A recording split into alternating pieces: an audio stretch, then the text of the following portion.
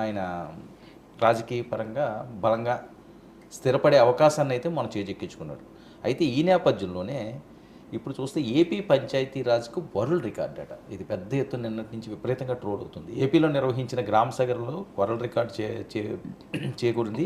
August 23న 13,326 పంచాయతీల్లో గ్రామ సభలు నిర్వహించిన డిప్యూటీ సీఎం పవన్ కళ్యాణ్ బాధ్యతలు చేపట్టిన తర్వాత 100 రోజుల్లోనే వరల్డ్ రికార్డ్ అంటూ జరుగుతున్న ట్రోల్స్. ఈ రకంగా చూడాల్సిన గతంలో ఈ పరిస్థితి లేదా? అంటే ఏకకాలంలో రాష్ట్రంలోని ప్రతి గ్రామంలో గ్రామ సభలు పెట్టడం రికార్డే కదా. ఇప్పుడు కూచిపూడి నృత్యాలు గతంలో చేస్తారు, అంతలో రోజు చేస్తారు, కానీ 1,00,000 మంది కలిసి ఏకకాలంలో ఒక 10,000 మంది కూచిపూడి నృత్యం చేశారు కదా, రికార్డే అవుతుంది కదా. ఓకే.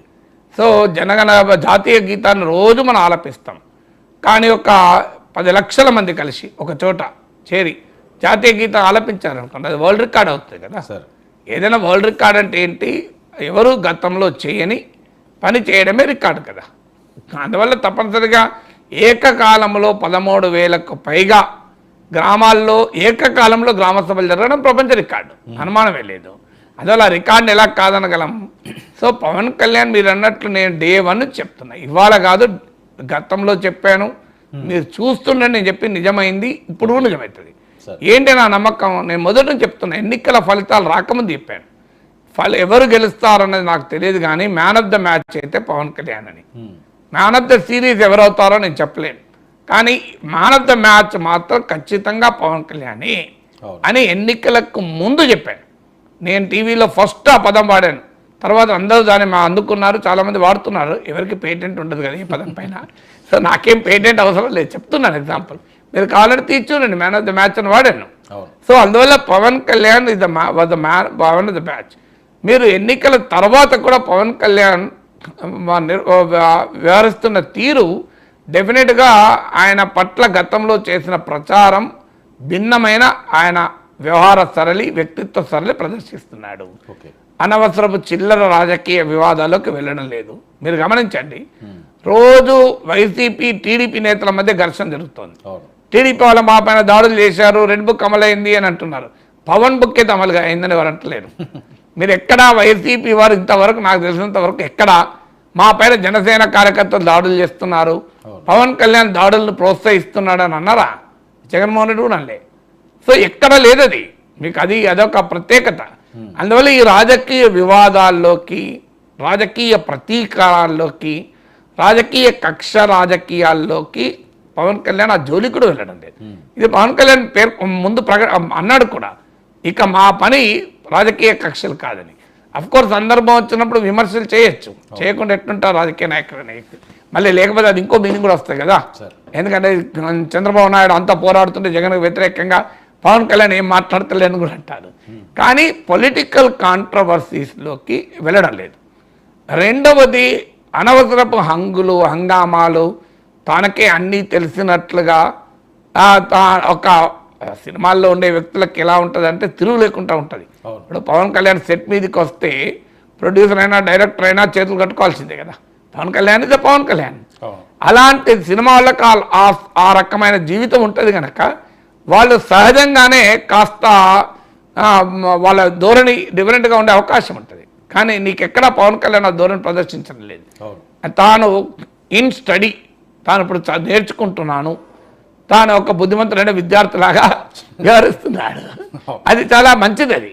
ఎందుకంటే ఆ లో ప్రొఫైల్ ఏమవుతుందంటే పవన్ కళ్యాణ్ ఇమేజ్ని పెంచుతుంది. మీరు హడావుడు ఎక్కువ చేశారనుకోండి, ఎక్కడో దొరికిపోతాడు, తప్పులు చేస్తూ దొరికిపోతాడు. సో అందువల్ల లేదు, ఆయన అవగాహన రాహిత్యం ఉంది అని విమర్శలకు అవకాశం ఉంటుంది. ఎందుకంటే కొత్తగా ప్రభుత్వంలోకి వచ్చారు, సహజంగానే అన్ని విషయాలు తెలియాలని రూలే లేదు కదా. సో కొత్తగా సినిమాల్లోకి వచ్చిన వెంటనే పవన్ కళ్యాణ్ కాడు కదా. అందువల్ల పవన్ కళ్యాణ్ కూడా రాజకీయాల్లో ఎంటర్ అవుతూనే సో పాలనా దురంధరుడు కావాలి అని ఎట్లా చెప్పగలమన్న న్యాయం కాదు కదా. సో అందువల్ల ఆయన నేను నేర్చుకుంటున్నాను పాలనలో పాఠాలు అంటూ తన లో ప్రొఫైల్గా మినిస్టర్, డిప్యూటీ సీఎంగా మినిస్టర్ కూడా ఉన్నాడు. మూడోది, ఎక్కడ తాను చంద్రబాబు నాయుడుకు ఒక సమాంతర పవర్ సెంటర్ను, తెలుగుదేశం పార్టీ పైన తాను ఒక చెక్కను అనే ధోరణి ఎక్కడా ప్రదర్శించడం లేదు. చంద్రబాబు నాయుడుకు తాను సప్లిమెంటరీ తప్ప కాంప్లిమెంటరీ తప్ప చంద్రబాబు నాయుడుకు తాను ప్రత్యామ్నాయము అనే రకమైన బిహేవియర్ ఎక్కడ మీరు పవన్ కళ్యాణ్లో కనబడతలేదు. మీరు చూడండి. అవును సార్. అంటే రాజకీయ అహంకారాన్నో అహంభావాన్నో నార్మల్గా అయితే ఈ మామూలు విజయం కాదు కదా ఇది. 21కి 21 సీట్లు గెలవడం ఒక అంశమే కాదు. ఇవాళ తెలుగుదేశం పార్టీకి 130 సీట్లు వచ్చాయి కనుక ఎవరైనా టీడీపీ వాళ్ళు అనుకోవచ్చు మరి మాకు జనసేన బీజేపీతో పొత్తు లేకపోయినా మాకు వచ్చని. కానీ రాజకీయాలు తెలిసిన ఎవరు దాన్ని అంగీకరించరు. పవన్ కళ్యాణ్ రాజమండ్రి సెంట్రల్ జైలు సాక్షిగా తెలుగుదేశంతో పొత్తును ప్రకటించడం అనేది ఆంధ్రప్రదేశ్ రాజకీయాల్లో టర్నింగ్ పాయింట్. వైసీపీ వ్యతిరేక ఓటు చీలకూడదు అని పవన్ కళ్యాణ్ ఇచ్చిన నినాదం టర్నింగ్ పాయింట్. భారతీయ జనతా పార్టీతో మిత్రపక్షంగా ఉండి కూడా బీజేపీ కలిసి రాకపోయినా తాను మాత్రం టీడీపీతో కలిసి చివరకు బీజేపీని కూడా కలవని తప్పనిసరి పరిస్థితి తీసుకొచ్చిన పవన్ కళ్యాణ్ నిర్ణయమే కదా ఇక టర్నింగ్ పాయింట్. అందువల్ల ఖచ్చితంగా ఆంధ్రప్రదేశ్ రాజకీయాలను మలుపు తిప్పిన నాయకుడు పవన్ కళ్యాణ్. అంతకుముందు ఆయన గెలవలేడని, ఆయన ఇంటర్వెల్ ఎక్కువ సినిమా తక్కువ అని, సో ఆయన రకరకాల అవహేళనలు కూడా చేశారు. ఇంకోటి కూడా మర్చిపోవద్దు, ఈవెన్ 24 కన్నా ముందు అనేక ప్రజా సమస్యలపైన కూడా పవన్ కళ్యాణ్ చాలా చురుగ్గా వివరించాడు. నిజమే, మొదట్లో కొంత ఆయన రాజకీయాల పట్ల అంత కేంద్రీకరణ చేయలేదు, అది నిజం. కానీ ఎన్నికలకు ముందు 2-3 ఇయర్స్ మాత్రం మీరు రోడ్ల మరమ్మతుల విషయంలో కానీ, మత్స్యకారుల సమస్యలు కానీ, కౌలుదారుల సమస్యలు కానీ, వీటన్నిటిపైన నిరంతరం రంగంలో ఉన్నాడు కదా. ఒక దశలో అయితే చంద్రబాబు నాయుడు అరెస్ట్ అయిన సమయంలో పవన్ కళ్యాణే కదా ప్రతిపక్ష నేత, ప్రధాన నాయకుడు. మీకు రాజమండ్రి సెంట్రల్ జైల్లో ఆ ఫోటో ఉంటుంది చూడండి మీరు. బాలకృష్ణ ఒకవైపు, లోకేష్ ఇంకోవైపు, మధ్యలో Pavan Kalyan. What does it indicate? అది ఇండికేషన్ కదా, ఒక ఫోటో కూడా ఒక ఇండికేషన్. సో అందువల్ల డెఫినెట్గా పవన్ కళ్యాణ్ ఎవాల్వ్ అవుతున్న తీరు మాత్రం ఆసక్తికరంగా ఉంటుంది. ఆంధ్రప్రదేశ్ రాజకీయాల్లో భవిష్యత్తులో కూడా ఇదే రకంగా కనుక పవన్ కళ్యాణ్ అడుగులేస్తే definitely you will be a very big player in Andhra Pradesh politics. So అంటే పార్టీ అనే అంశాన్ని సంస్థాగతంగా ఇంకా బాగా బలోపేతం చేయాల్సిన అవసరం ఉంది. ఆయన వ్యవహార శైలి అన్నది ఖచ్చితంగా అందరినీ కూడా మెచ్చుకోలుగానే ఉన్న నేపథ్యం ఉంది. కానీ పార్టీని కూడా పూర్తి స్థాయిలో తీసుకెళ్లాల్సిన అవసరం ఉంది. దాన్ని పూర్తిగా విస్తరించాల్సిన సమయం ఆసన్నమైందండి జనసేన. తప్పనిసరిగా ఇప్పటి వరకు జనసేన ఒక తెలుగుదేశం పార్టీకి ఉన్న ప్రత్యేకత అది. తెలుగుదేశం పార్టీ ఎన్టీ రామారావు ప్రాంతీయ పార్టీగా ఉండి కూడా చంద్రబాబు నాయుడు నాయకత్వంలో కుటుంబ పార్టీగా మారినా కూడా ఆ పార్టీకి గ్రామాన కార్యకర్తలు ఉన్నారు. అందుకే తీవ్రమైన రాజకీయ ఆటుపోట్లను కూడా తట్టుకొని తెలుగుదేశం నిలబడుతూ వస్తుంది. మీకు 10 ఏళ్ల పాటు అధికారాన్ని కోల్పోయినా 2014లో మళ్ళీ పవర్లోకి రాగలిగారు. తెలంగాణ ఉద్యమం ఒక తీవ్రమైన ఒత్తిడి పార్టీ తెచ్చిన, ఈవెన్ తెలంగాణలో కూడా 2014లో 15 సీట్లు వచ్చాయి.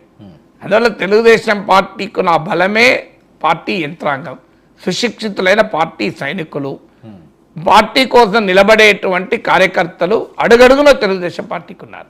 అందువల్ల జగన్మోహన్ రెడ్డి 151 సీట్లు వచ్చి తీవ్రమైన దాడి తెలుగుదేశం పార్టీ పైన చేసినా తిరిగి మళ్ళీ బంతి ఎంత బలంగా కొడితే అంత బలంగా లేస్తుంది అన్నట్లు ఏకంగా కూటమి కట్టి 160 సీట్లు తెచ్చుకోగలిగారు.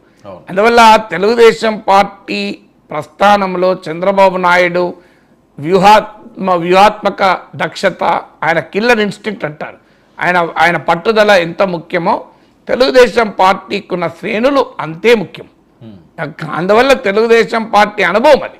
సో ఇప్పుడు మీకు సాధారణంగా కార్యకర్తలు కమ్యూనిస్ట్ పార్టీలకు, భారతీయ జనతా పార్టీకి ఉంటారు.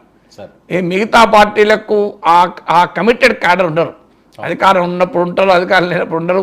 వ్యక్తులు, గ్రూపులు వీటి చుట్టే ఉంటారు తప్ప చాలా లూజ్గా ఉంటుంది. కానీ తెలుగుదేశం పార్టీ అలా కాదు, కమిటెడ్ క్యాడర్ ఆ పార్టీకి నిర్మాణమైంది. సో ఆ రకమైన నిర్మాణం ఉంటే పార్టీ ఎప్పుడైనా ఎన్ని ఆటుపోట్లు ఎదుర్కొన్నా మళ్ళీ పుంజుకుంటుంది, ఎందుకంటే దానికి ఆ జీవం ఉంటుంది. సో అందువల్ల జనసేనకు ఇప్పటికీ తెలుగుదేశం లాగా ఒక క్యాడర్ బేస్డ్ పొలిటికల్ ఆర్గనైజేషన్ లేదు. పవన్ కళ్యాణ్ అభిమానులు ఉన్నారు, పవన్ కళ్యాణ్ అభిమానులే కార్యకర్తలుగా ఉన్నారు, పవన్ కళ్యాణ్ అభిమాన ఓటర్లు ఉన్నారు. కానీ ఒక రాజకీయ పార్టీకి ఉండే ఒక క్షేత్రస్థాయి సంస్థాగత నిర్మాణం ఇప్పటికీ కూడా బలహీనమే. దానికన్నా ముఖ్యంగా ఏంటంటే ఇప్పుడు పవన్ కళ్యాణ్కి ఉండే ఒక అడ్వాంటేజ్ ఇప్పుడు ఈ ప్రభుత్వంలో పవన్ కళ్యాణ్ ఏది చెప్తే జరుగుతుంది. అందువల్ల పవన్ కళ్యాణ్ అది కూడా చాలా వ్యూహాత్మకంగా, చాలామంది అనుకున్నారని హోమ్ మినిస్టర్ ఎందుకు తీసుకోలేదు, ఫైనాన్స్ మినిస్టర్ ఎందుకు తీసుకోలేదని. కానీ పవన్ కళ్యాణ్ మరి అది కాకతాళీయం అయి ఉండకపోవచ్చు, వ్యూహాత్మకంగానే తీసుకొని ఉంటాడు. పంచాయతీరాజ్ గ్రామీణాభివృద్ధి శాఖలు తీసుకోవడం ద్వారా నేరుగా ప్రజలతో సంబంధాలుండే శాఖలు తీసుకున్నాడు. అవును. అందువల్ల ఆయన పాలనలో గనక ఆ మార్క్ చూపెట్టగలిగితే స్టిల్ టూ ఎర్లీ. అంటే ప్రపంచవ్యాప్తంగా గ్రామాలను ఎలా డెవలప్ చేయడానికి అద్భుతమైన మోడల్స్ ఉన్నాయి. అంటే గ్రామీణ రూరల్ ఇండస్ట్రీస్ అని, రూరల్ బిజినెసెస్ అని, రూరల్ లైవ్లీహుడ్స్ అని, రూరల్ స్కిల్స్ అని, ఇలా రూరల్ గ్రామీణాభివృద్ధిని ఎలా డెవలప్ చేయాలి గ్రామాలను అనే విషయంలో ప్రపంచవ్యాప్తంగా గ్లోబల్ బెస్ట్ ప్రాక్టీసెస్ ఉన్నాయి, మోడల్స్ ఉన్నాయి.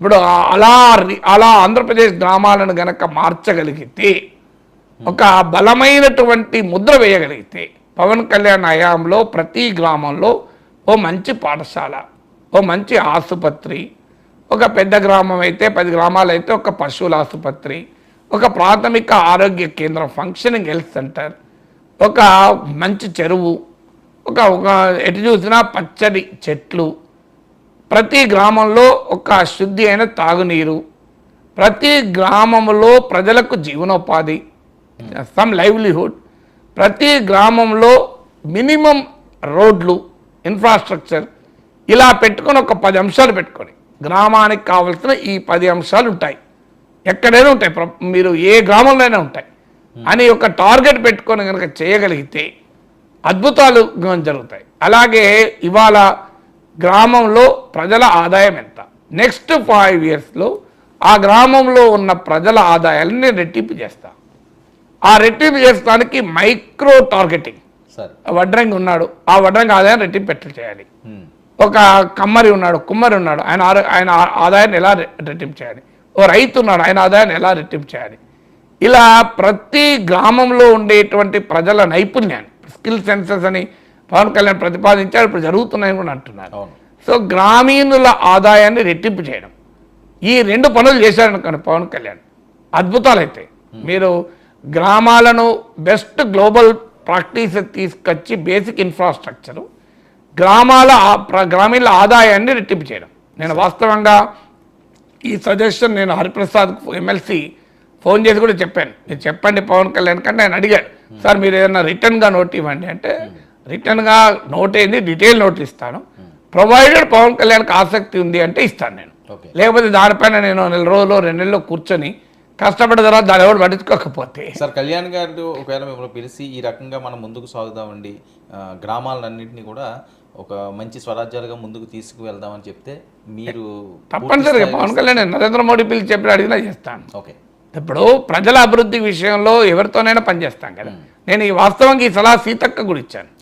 ఆమె కూడా నేను సార్ అధికారులతో మీటింగ్ పెట్టినప్పుడు పిలుస్తాను సార్ అన్నారు. సో అందువల్ల ఎవరికైనా చెప్తాను, నాకున్న కొద్దిపాటి తెలివిని ప్రజల జీవితాలు మార్చడానికి ఉపయోగిస్తాను, ఎందుకు అభ్యంతరం చెప్తాను. ఇప్పుడు కేసీఆర్ పిలిచి అగ్రికల్చర్ పాలసీ పైన రివ్యూకి పిలిచారు, పిలిస్తే వెళ్ళి మాట్లాడాను కదా, 45 నిమిషాలు మాట్లాడాను 4 గంటల మీటింగ్లో. సో అందువల్ల నాకేం అభ్యంతరం ఉంటుంది. చాలామంది దాన్ని తప్పుగా వక్రీకరించి ఈయనకి బీఆర్ఎస్ అభ్యర్థిగా ఎమ్మెల్సీగా పోటీ చేస్తున్నాడు, బీఆర్ఎస్ మద్దతు ఎమ్మెల్సీగా పోటీ చేస్తాను, నా పైన భయంకరమైన దుష్ప్రచారం చేశారు. ఏం జరిగింది, నేను బీఆర్ఎస్ అభ్యర్థిగా పోటీ చేశానా, బీఆర్ఎస్ మద్దతు తీసుకున్నానా, బీఆర్ఎస్ అభ్యర్థి చేతిలో ఓడిపోయాను నేను. కాదు, కేసీఆర్ అగ్రికల్చర్ పాలసీ రివ్యూకు పిలిస్తే నా పైన భయంకరమైన దుష్ప్రచారం చేసి నన్ను ఓడించడానికి కారణమే, లేకపోతే నేను గెలిచేవాడిని. ఆ ఒక్క ప్రచారమే నన్ను దెబ్బతీసింది. ఎందుకంటే కేసీఆర్ పట్ల ఉన్న వ్యతిరేకతల్లో నా మీద పడ్డది, నాకు పడే ఓట్లు పడకుండా పోయినాయి.